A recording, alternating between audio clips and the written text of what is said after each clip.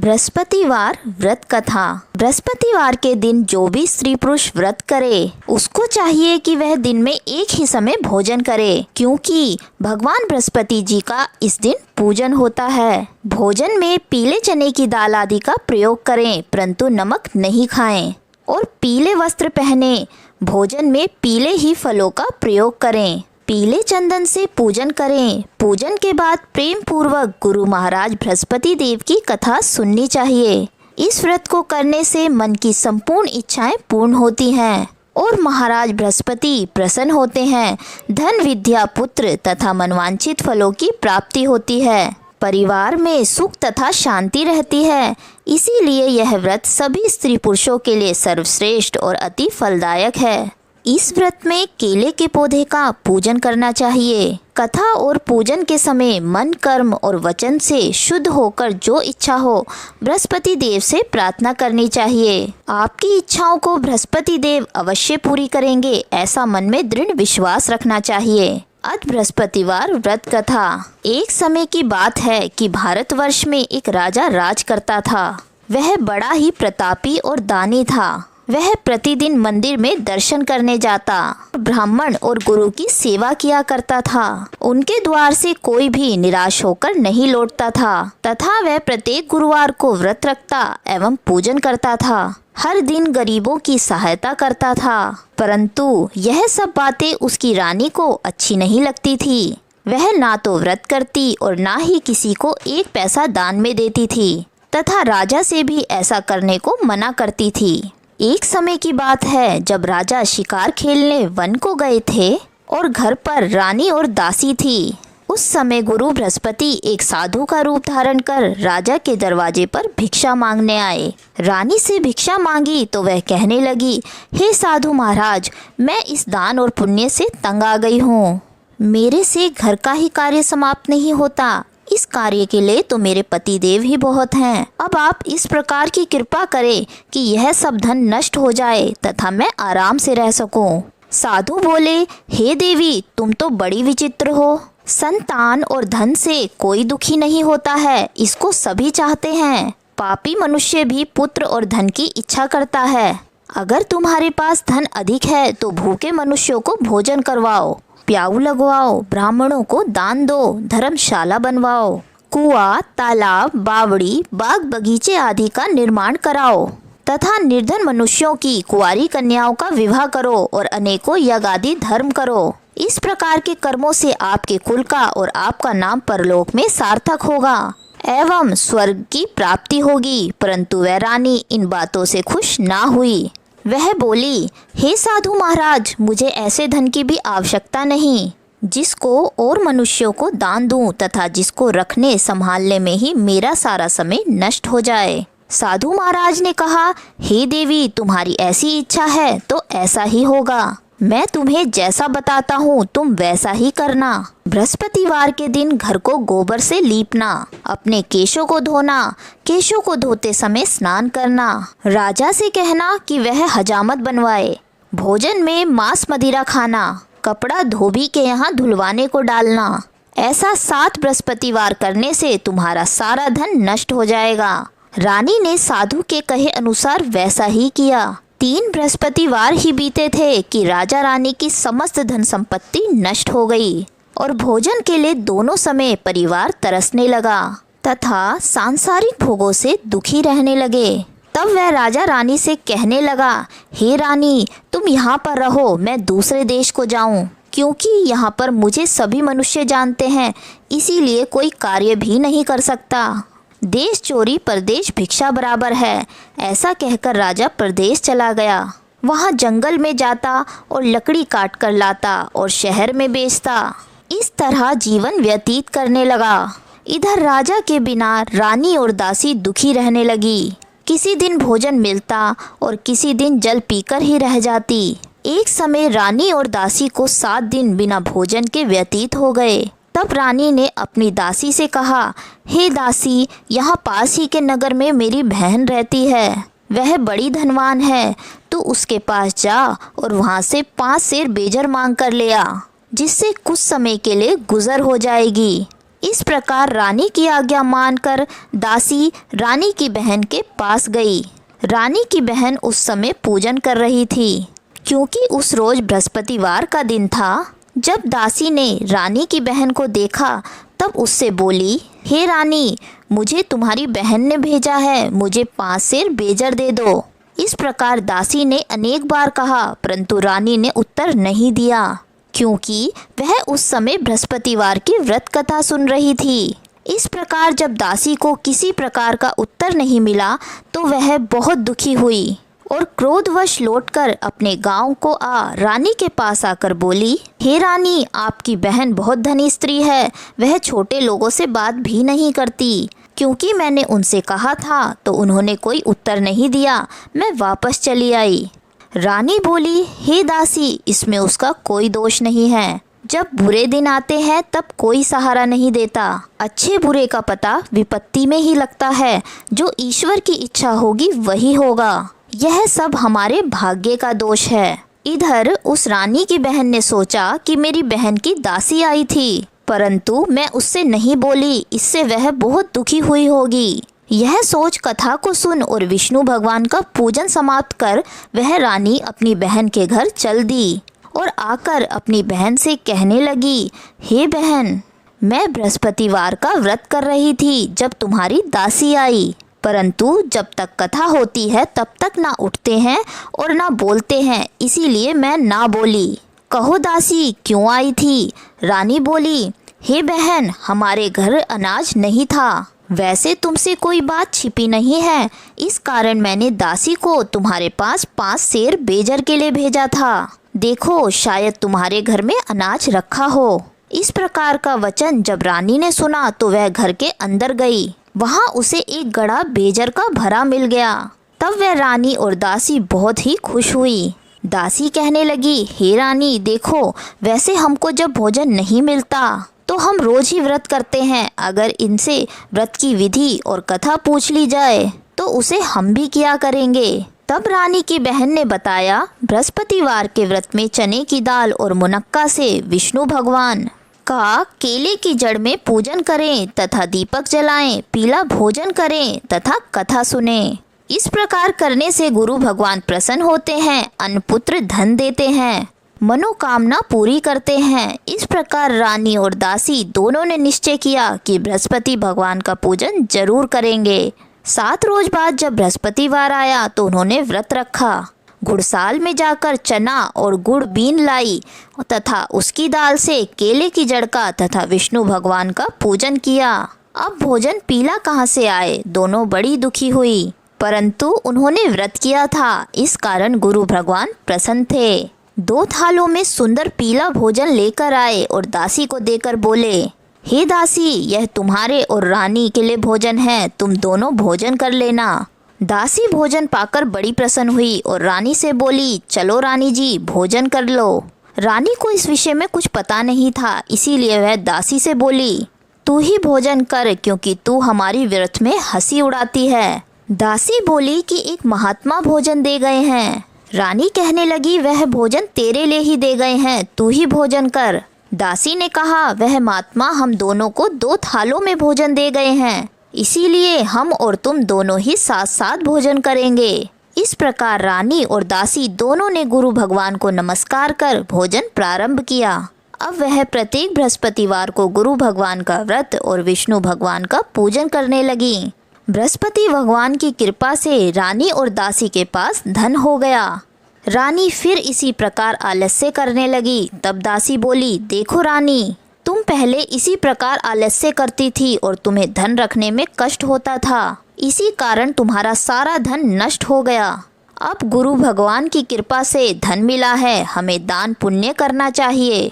दान में भूखे मनुष्यों को भोजन करवाओ, प्याऊ लगवाओ, ब्राह्मणों को दान दो, कुंवारी कन्याओं का विवाह करवाओ, धन को शुभ कार्यों में खर्च करो, जिससे तुम्हारे कुल का यश बढ़े तथा स्वर्ग प्राप्त हो और तुम्हारे पितृ प्रसन्न हो। तब रानी ने इसी प्रकार के कर्म करने प्रारंभ कर दिए तो काफी यश फैलने लगा। एक दिन रानी और दासी विचार करने लगी, ना जाने हमारे राजा किस दशा में होंगे, उनकी कोई खोज खबर नहीं है। गुरु भगवान से उन्होंने प्रार्थना की तो एक दिन भगवान ने रात्रि में राजा से स्वप्न में कहा, हे राजन, उठ, तेरी रानी तुझको याद करती है, अपने देश को चला जा।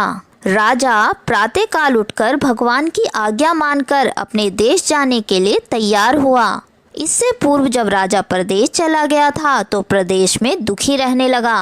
प्रतिदिन जंगल में से लकड़ी बीन कर लाता और उन्हें शहर में बेचकर अपने दुखी जीवन को बड़ी कठिनता से व्यतीत करता था। एक दिन राजा दुखी हो अपनी पुरानी बातों को याद करके रोने लगा। तब उस जंगल में बृहस्पति देव एक साधु का रूप धारण कर राजा के पास आकर बोले, हे लक्कड़हारे, तुम इस सुनसान जंगल में किस चिंता में बैठे हो, मुझको बतलाओ।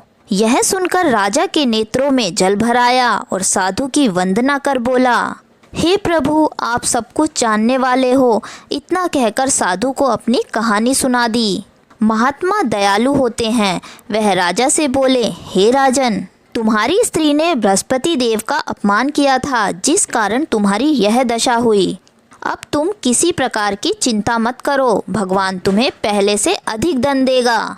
देखो, तुम्हारी स्त्री ने बृहस्पतिवार का व्रत प्रारंभ कर दिया है और तुम भी मेरा कहना मानकर बृहस्पतिवार का व्रत करके चने की दाल व गुड़ को जल के लोटे में डालकर केले का पूजन करो, फिर कथा कहो और सुनो। भगवान तुम्हारी सारी मनोकामनाओं को पूरा करेंगे। साधु को प्रसन्न देखकर राजा बोला, हे प्रभु, मुझे लकड़ी बेचकर इतना पैसा नहीं मिलता जिससे भोजन करने के उपरांत कुछ बचा सकूं। मैंने रात्रि में अपनी रानी को व्याकुल देखा है।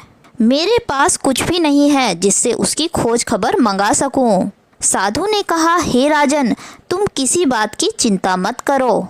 बृहस्पतिवार के दिन रोजाना की तरह लकड़ियां लेकर शहर को जाओ। तुमको रोज से दुगना धन प्राप्त होगा, जिससे तुम भली भांति भोजन कर लोगे तथा बृहस्पति देव की पूजा का सामान भी आ जाएगा। इस तरह कहानी कहकर साधु देवता वहां से लोप हो गए।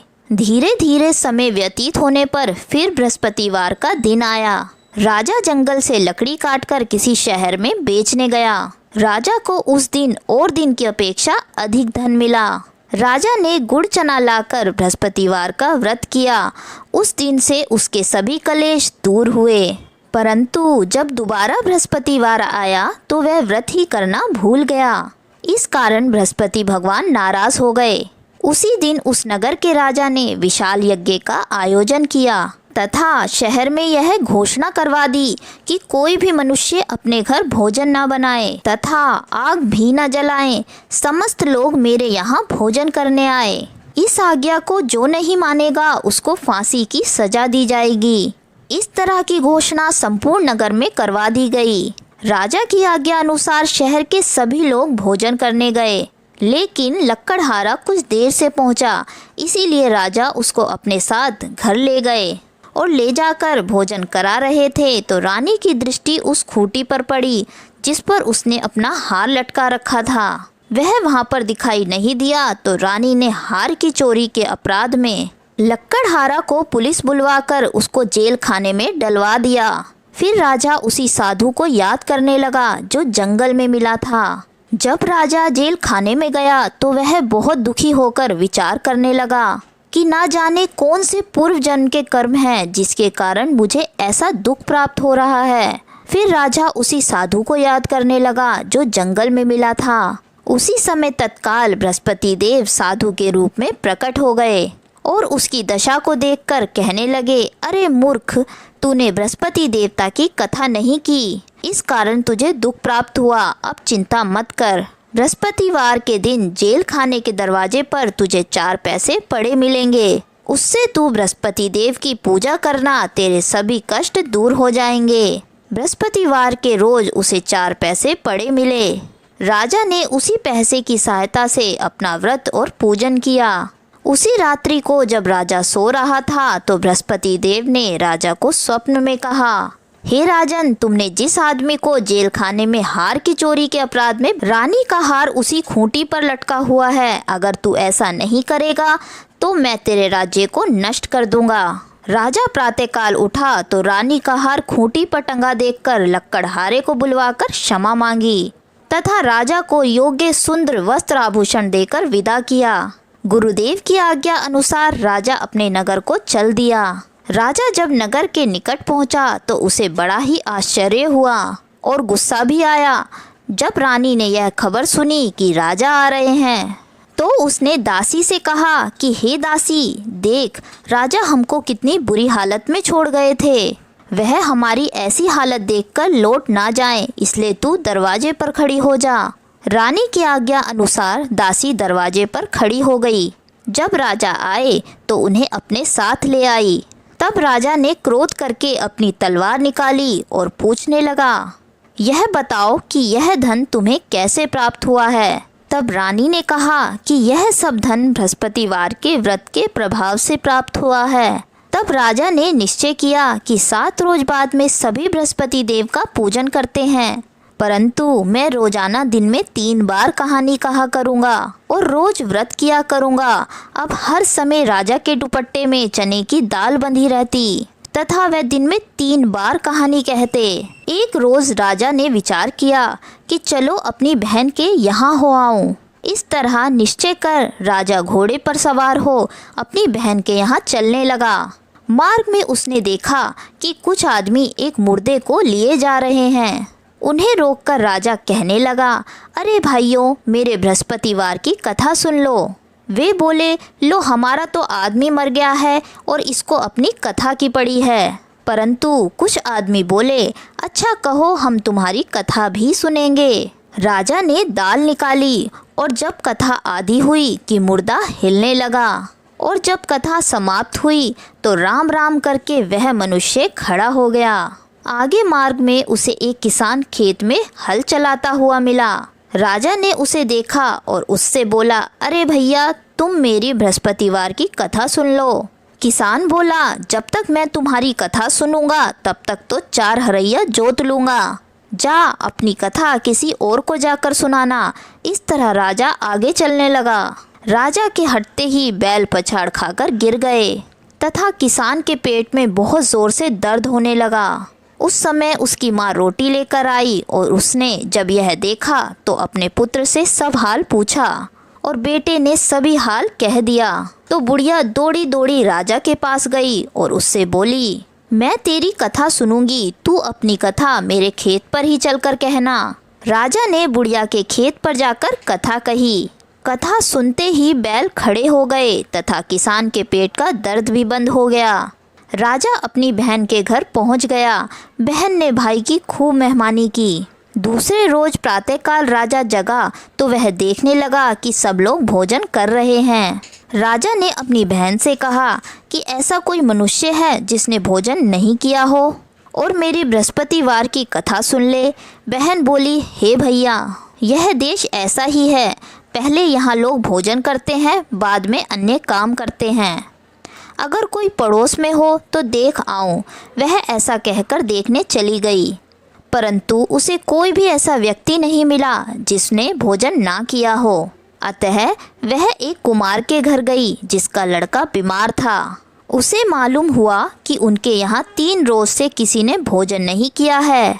रानी ने अपने भाई की कथा सुनने के लिए कुमार से कहा तो वह तैयार हो गया। राजा ने जाकर बृहस्पतिवार की कथा कही, जिसको सुनकर उसका लड़का ठीक हो गया। अब तो राजा की प्रशंसा होने लगी। एक दिन राजा ने अपनी बहन से कहा, हे बहन, हम अपने घर को जाएंगे, तुम भी तैयार हो जाओ। राजा की बहन ने अपनी सास से कही तो सास बोली, हाँ चली जा, परंतु अपने लड़कों को मत ले जाना, क्योंकि तेरे भाई की कोई औलाद नहीं होती है। बहन ने अपने भाई से कहा, हे भैया, मैं तो चलूँगी मगर कोई बालक नहीं जाएगा। राजा बोला, जब कोई बालक ही नहीं जाएगा तब तुम ही क्या करोगी। बड़े दुखी मन से राजा अपने नगर को लौट आया। राजा ने अपनी रानी से कहा, हम निर्वंशी राजा हैं, हमारा मुंह देखने का धर्म नहीं है और कुछ भोजन आदि नहीं किया। रानी बोली, हे नाथ, जब बृहस्पति देव ने हमें सब कुछ दिया है तो औलाद भी अवश्य देंगे। उसी रात बृहस्पति देव ने राजा को स्वप्न में कहा, हे राजन, उठ, सभी सोच को त्याग दे, तेरी रानी गर्भ से है। राजा को यह बात सुनकर बड़ी खुशी हुई। 9वें महीने में रानी के गर्भ से एक सुंदर पुत्र प्राप्त हुआ। तब राजा बोला, हे रानी, स्त्री बिना भोजन के रह सकती है, बिना कहे नहीं रह सकती। जब मेरी बहन आए तो तुम उससे कुछ मत कहना। रानी ने सुनकर हाँ कर दिया। जब राजा की बहन ने शुभ समाचार सुना तो वह बहुत खुश हुई तथा बधाई लेकर अपने भाई के घर आई। तब रानी ने कहा, घोड़ा चढ़कर तो नहीं आई, गधा चढ़ी आई। राजा की बहन बोली, भाभी, मैं इस प्रकार ना कहती तो तुम्हें औलाद कैसे मिलती। बृहस्पति देव ऐसे ही हैं, जैसे जिसके मन में कामनाएं हैं सभी को पूर्ण करते हैं। जो सद्भावना पूर्वक बृहस्पतिवार का व्रत करता है एवं कथा पढ़ता है अथवा सुनता है और दूसरों को सुनाता है, बृहस्पति देव उसकी सभी मनोकामनाएं पूर्ण करते हैं। संसार में जो भगवान बृहस्पति जी का पूजन व्रत सच्चे हृदय से करता है उसकी समस्त मनोकामनाएं पूर्ण करते हैं। जैसी सच्ची भावना से रानी और राजा ने बृहस्पति देव की कथा का गुणगान किया तो उनकी सभी इच्छाएं बृहस्पति देव ने पूरी की। इसीलिए सबको कथा सुनने के बाद प्रसाद लेकर जाना चाहिए। हृदय से उनका मनन करते हुए जयकारा बोलना चाहिए, बोलो बृहस्पति भगवान की जय। ऐसी ही और भक्तिपूर्ण कथाओं के लिए हमारे चैनल को सब्सक्राइब करना ना भूलें।